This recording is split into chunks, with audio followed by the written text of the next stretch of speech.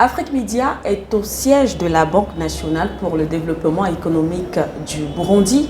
En face de nous, nous avons l'administrateur directeur général, M. Murengwe Ratori Dieudonné. Merci à vous, cher monsieur, de nous recevoir chez vous. Merci aussi, sentez-vous à l'aise et bienvenue au Burundi. Merci. Alors, on va s'intéresser aux activités de la banque. C'est une banque nationale. Alors, déjà pour commencer, comment est-ce que se porte l'économie burundaise? Merci beaucoup. L'économie burundaise actuellement se porte très bien, mais quand même, nous sommes dans la crise mondiale liée au Covid-19 et notre pays n'est pas aussi épargné.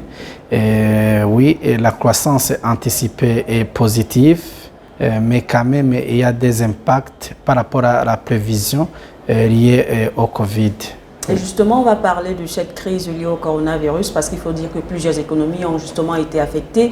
Avant peut-être d'aller dans ce sens, quel est le rôle de la Banque nationale pour le développement économique? La Banque nationale pour le développement économique, c'est une banque qui a été créée en 1967. Donc ça fait bientôt 54 ans que nous sommes au service du développement. Et notre mission est de concourir au développement économique et social du pays. Oui. Et quels sont les secteurs dans lesquels vous intervenez? Les secteurs dans lesquels nous intervenons, ce sont essentiellement les secteurs porteurs de croissance, en particulier l'agriculture et l'élevage, le tourisme, l'industrie de transformation, le transport, aussi l'artisanat. Donc principalement ce sont ces secteurs, mais aussi nous intervenons dans le secteur de l'habitat pour les fonctionnaires de l'État, donc pour améliorer le logement. Et s'il fallait faire justement une sorte de bilan sur les activités que vous avez déjà menées au sein de cette banque, quel bilan est-ce que vous pouvez faire? Oui, le bilan que nous pouvons présenter, je peux dire que jusqu'à maintenant, nous avons déjà financé plus de 1000 milliards de francs burundais. Donc si j'essaie de convertir en dollars, c'est à peu près 600 millions de dollars américains. Donc depuis sa création, donc c'est le crédit accordé à l'économie. Donc quand même, c'est une banque, et malgré les difficultés liées au financement du développement en Afrique, c'est une banque qui a pu résister face aux contraintes tant intérieures qu'extérieures. Et parlant du financement de cette banque, une banque nationale, comment est-ce que vous créez ces fonds? D'où proviennent les fonds? Ok, merci beaucoup. Donc c'est une banque nationale dont l'État est actionnaire majoritaire avec une participation d'à peu près 40%.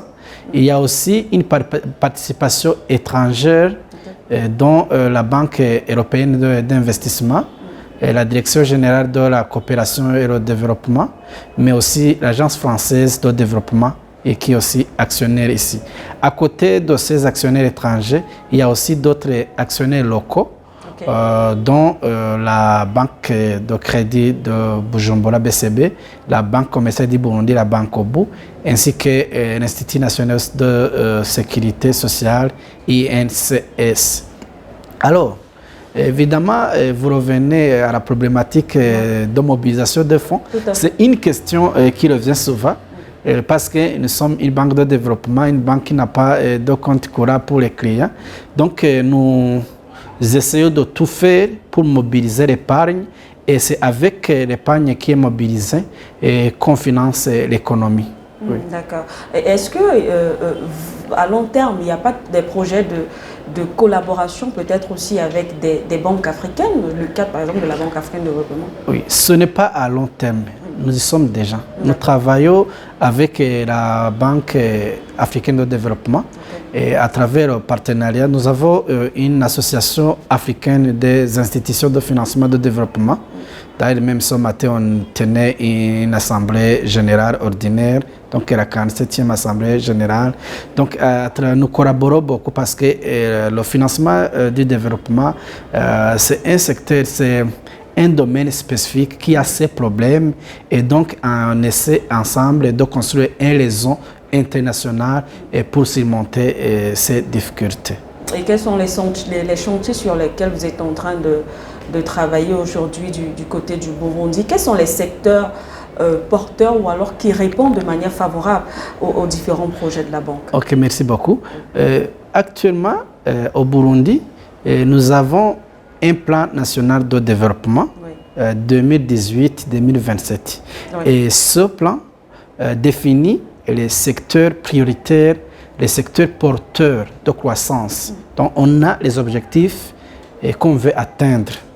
Et la banque, notre banque, en tant que banque de développement, joue un rôle crucial pour atteindre de ces objectifs. Aussi, aujourd'hui, avec la nouvelle politique du chef de l'État, que chaque bouche est à manger, chaque poche est de l'argent. Donc, vous entendez que donc, on doit tout faire pour mobiliser les fonds. Mobiliser les fonds, mais aussi inciter la population à s'attirer aux activités d'investissement, parce que c'est avec l'investissement qu'on aura de quoi mettre sous la dent, de quoi mettre à la poche.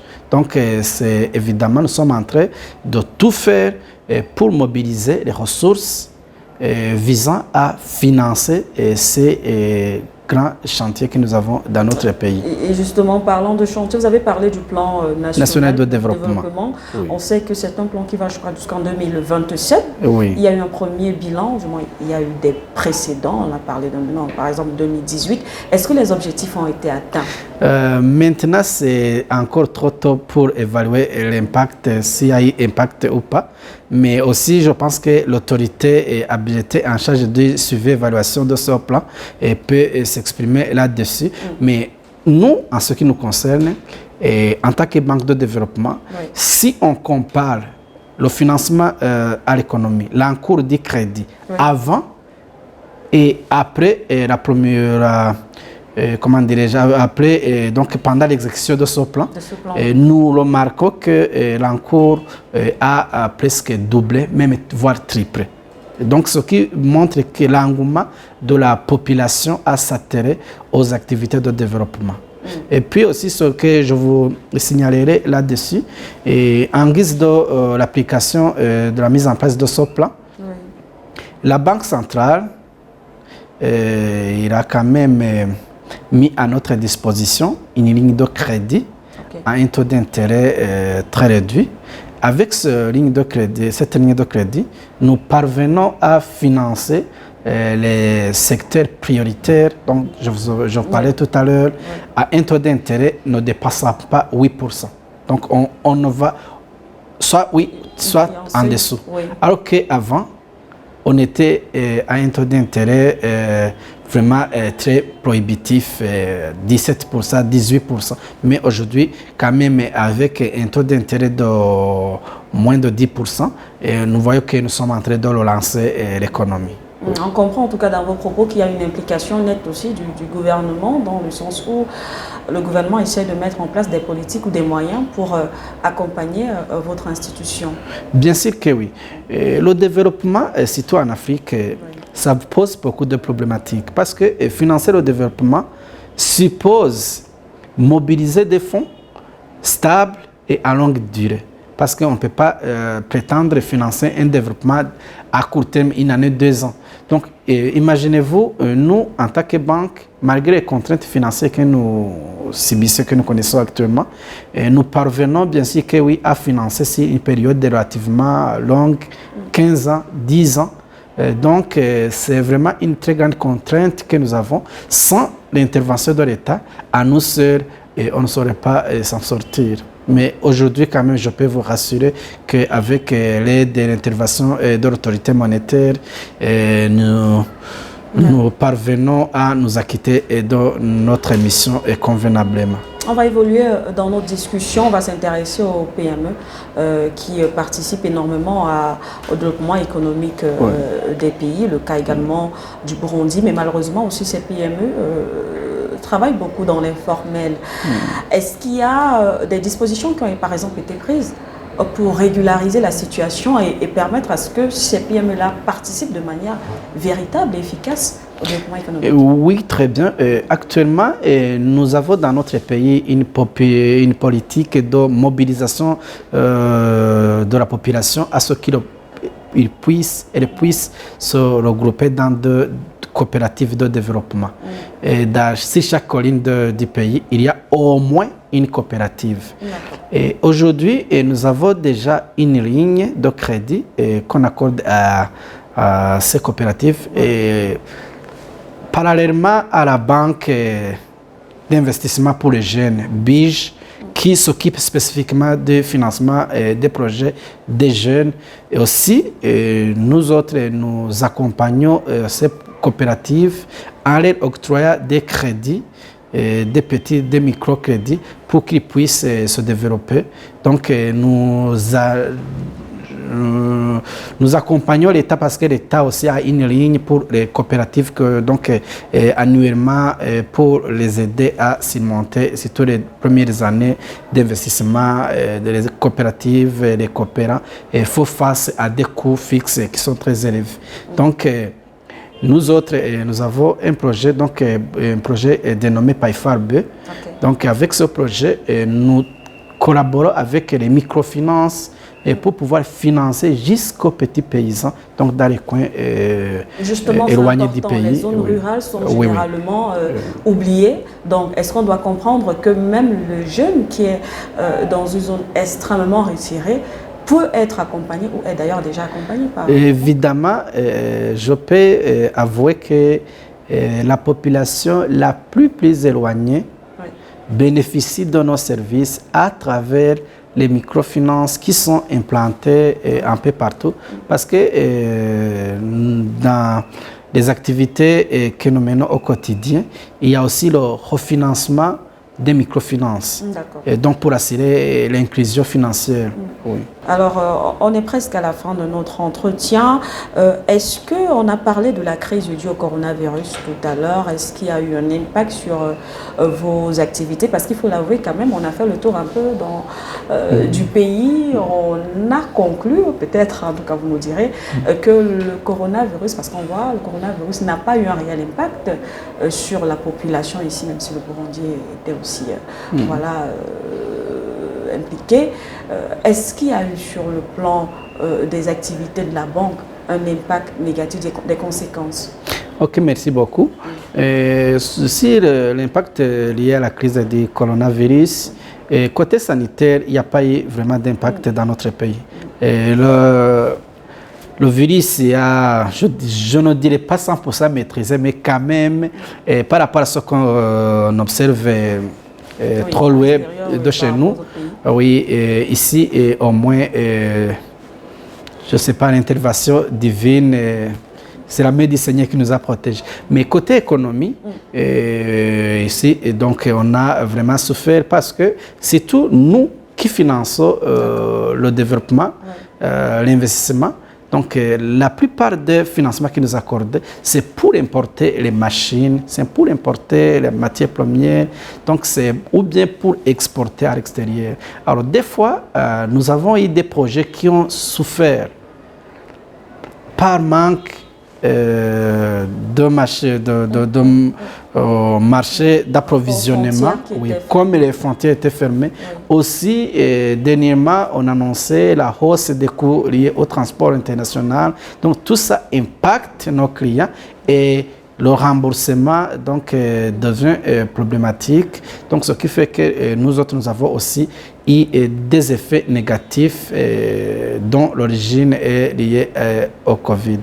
Quels sont les défis que vous comptez relever dans les prochaines années?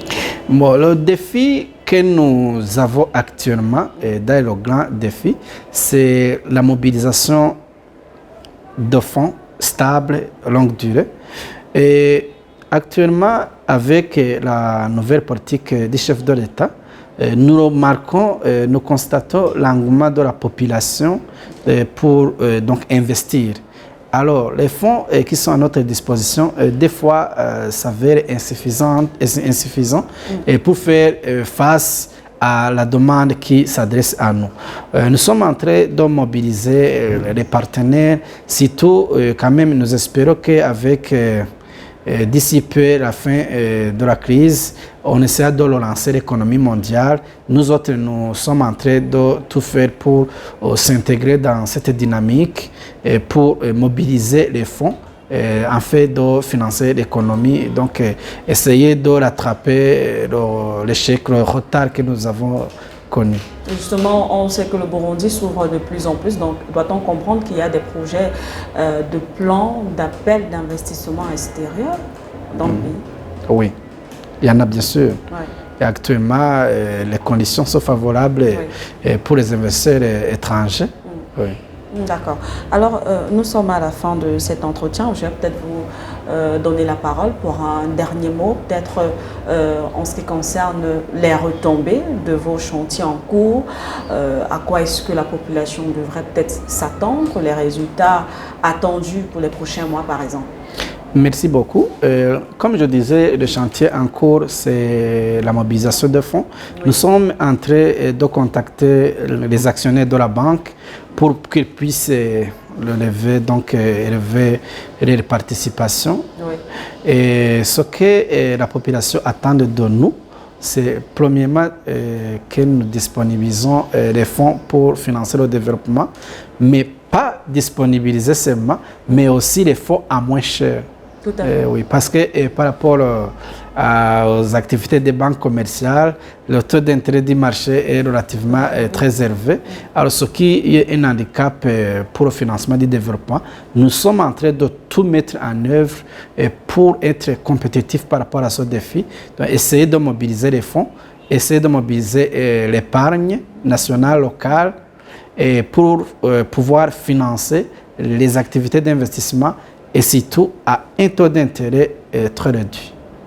Merci à vous, monsieur l'administrateur directeur général. Merci de nous avoir reçus ici dans vos bureaux.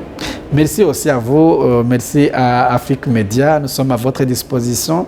Demain ou après-demain, si vous avez besoin de nous, n'hésitez pas à nous contacter. En tout cas, nous sommes fiers de vous recevoir dans notre maison.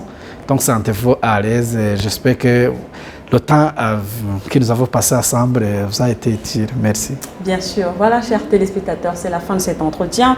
Nous étions donc au siège de la Banque nationale pour le développement économique du Burundi. Notre invité, l'administrateur directeur général, M. Mourengueranouar. Voilà, il faut avec l'accent burundais. Dieu donné. Merci à vous. Restez en compagnie de nos programmes.